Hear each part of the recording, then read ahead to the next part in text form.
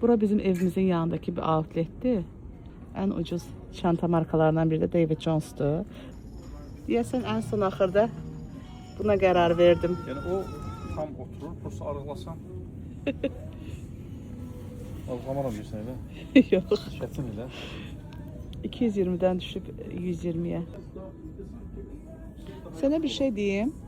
Boss'un en uygun qiymətli şeyləri buradadır ha. Mən heç burada 40 poundda Boss şey görməmişəm, köynəyi, tişört. Dənəsi 60 pounda var idi bunun. Harda?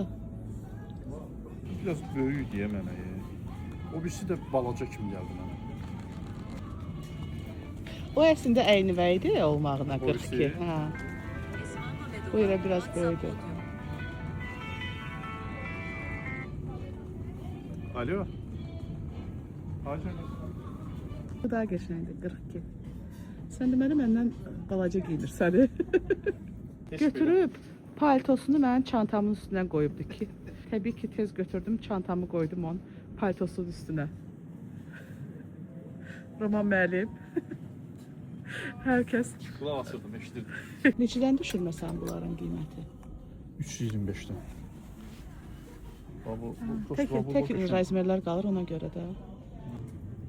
Bayaqdan 2-3 dəfə baxıbdı ki, hansı şərf yaraşır.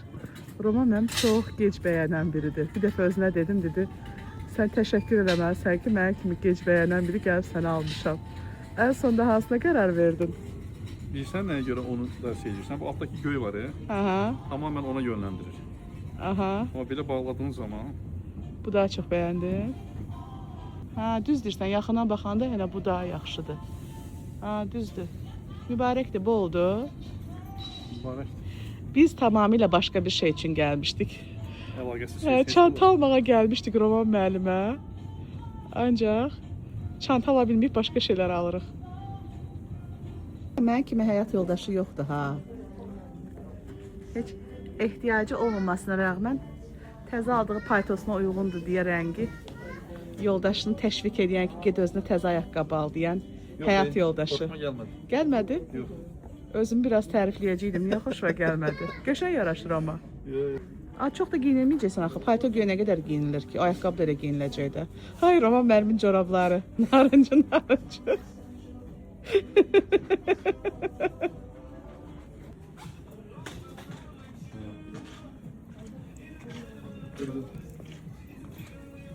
Aldım çantamı. Elə bugün də taxdım.